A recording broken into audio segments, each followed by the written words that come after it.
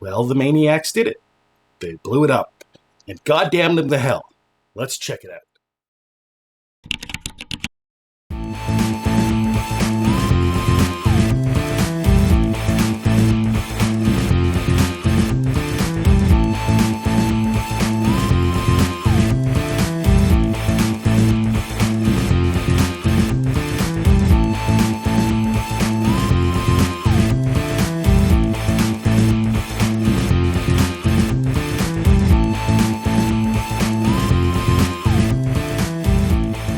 Wild 48 hours. Magic is dead. Long live magic. At least, that's what you might think after reading all the comments on all the YouTube videos in regards to what just happened. So what did just happen? Well, I'm sure you already know about it because you were searching for it and I put it in my title, but let's just say it anyway in case you found this by random happenstance, or it was suggested to you. Magic the Gathering, it's a collectible card game, been around since the early 90s. They printed many sets, but the original sets have now been reprinted after the company that makes it, Wizards of the Coast, had promised for nearly 30 years to never reprint them, and because of that, a lot of cards have gone into the stratosphere. I'm sure if you know anything about Magic the Gathering, you know the Black Lotus sold on eBay for around $400,000. Post Malone bought some Black Lotus for $800,000 that was signed, and I think it was a test copy. I'm not really sure. The point is, the cards are expensive, and Wizards has always been cashing in on that, but more blatantly, I guess, in the last 48 hours, and Magic the Gathering players are pissed. So what they did was, they put out a product that cost $999. It's 4 booster packs containing 15 cards, commons, uncommons, 1 rare, and the chance at maybe a second rare. And it's these rares that are expensive. Not in this product necessarily, although they may also become expensive in the future, but the Black Lotus is one of those rares, and this is the first time that they've reprinted that since 1993, and people think that the product is way overpriced, and as one commenter put it, that they gave them their love and support over 30 years, and this is a slap in the face. My reply to that, of course, is you should never love a corporation. Hopefully, lesson learned. And I stand by that, because you should never love a corporation. You should never love people that work for that corporation unless you know them personally. You should never love inanimate things that aren't your close friends and family. You can have sympathy for others that you don't know that are in dire straits, but you shouldn't love and have feelings for a non-entity like a corporation, even though it's a person under the law. It's not a real person. It doesn't have your best interest at heart. It has maybe its best interest at heart, and that's where it stands. Its purpose is to generate revenue, to pay its employees, to give dividends to its investors, to hype itself up and drive up its share price, to give more value, again, to its investors. And I'm not saying that I'm against this. I'm just saying that's what it's for. So if you're the type of person that feels like you've been betrayed, it's because you have, but you let yourself get betrayed, because you shouldn't have tied your emotions up into this corporation, and you shouldn't have tied your emotions up into the game that this corporation puts out. Fine luxury cardboard squares this company puts out. Now, I may reference other YouTubers in this because obviously everyone's talking about it, and there's lots of important YouTubers. That quote was from the YouTuber Magic Historian, a fellow Canadian like me. Love watching his videos. Rarely ever agree with his takes on things because my perspective is different. One of the takes, and a lot of the people in the Magic community have this take, is that Wizards owes them something. So, I just want to say, Wizards owes us nothing. And I'm not saying that because I am on their side. I'm not. They put out things I may want to buy and things I may not want to buy.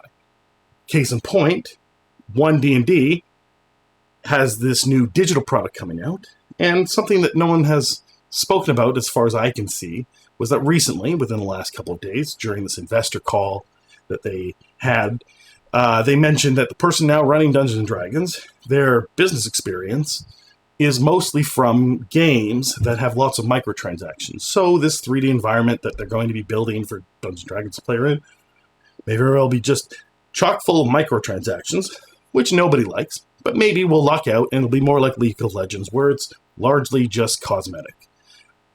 Maybe.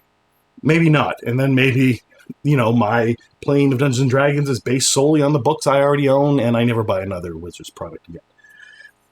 But what I'm saying is that the company owes you nothing, technically. Now, if it wants to keep you as a customer, then it needs to do things that bring you in and keep you there as a customer. However, it can't please everyone all the time, so it kind of has to figure out who its long-term customers are, and it has to gear itself to sell them those products. Now, there's maybe 20 million Magic the Gathering players at this point. At least that was maybe one of the last estimates. It may have grown over this last 3-year period because there seems to be a lot of purchasing, at least, especially in 2020, 2021, when everything went crazy and everyone was buying everything. Now, things seem to have slowed down, and, it's partially due to the god-awful number of products that they put out that no one could keep up with. I mean, some people can keep up with it, much like the same some people who could afford to pay $1,000 for 4 boosters. But the vast majority of people online seem very angry and betrayed by this, and I'm going to say again, it's because you let yourself get betrayed. The company doesn't have your best interest at heart unless your best interest means profit for it. That's it. And everyone that works at that company, they may be great people. And maybe you know some of them personally. Maybe you're friends. Unlikely. Most of us don't know anyone that works at Magic the Gathering or anyone at Wizards. And I would say the majority of them are probably great people. Love to go to a dinner party with them, or, maybe say hi to them at a convention or something like that. I don't think they're bad people, but they have duties in their job, just like everyone has duties in their job. And you do things in your job that you wouldn't do unless you were trading your time for money. Now, in the case of Wizards of the Coast, there's more creativity in that, and there's more, rewards. There's more things, premium, that people want out of a job like that. They get to create games that they love. Unlike some jobs, for instance, I'm a truck driver.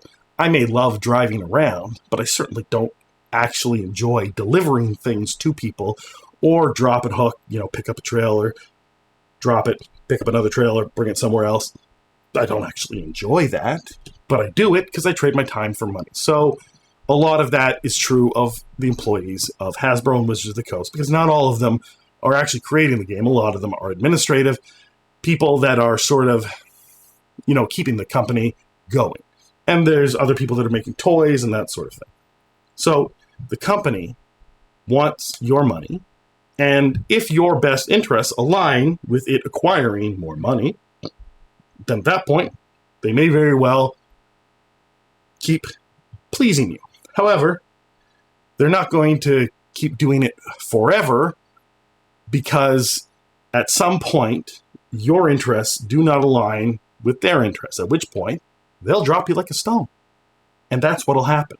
And that's how you should view your relationship with the company, that if it makes something that you want and you can afford it, you purchase it. If they don't, you don't.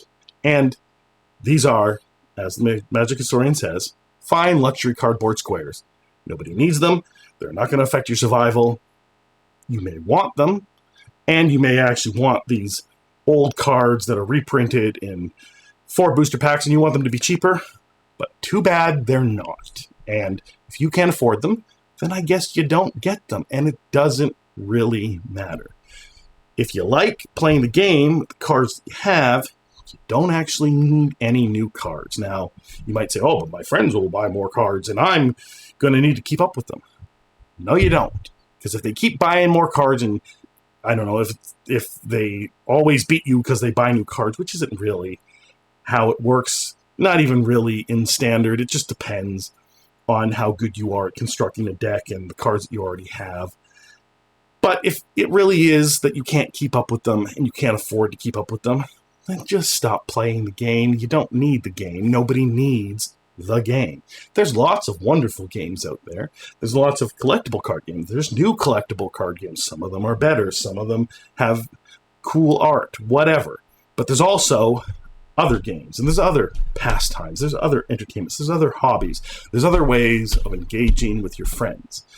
You don't need Wizards of the Coast at any point, unless they make something you like, you can afford it, then buy it and enjoy it and spend time with your friends. Don't at any point think that Wizards is your friend. They are a pimp. Magic the Gathering is a prostitute. You are a John. That's it. That's the relationship. That's how you should view it.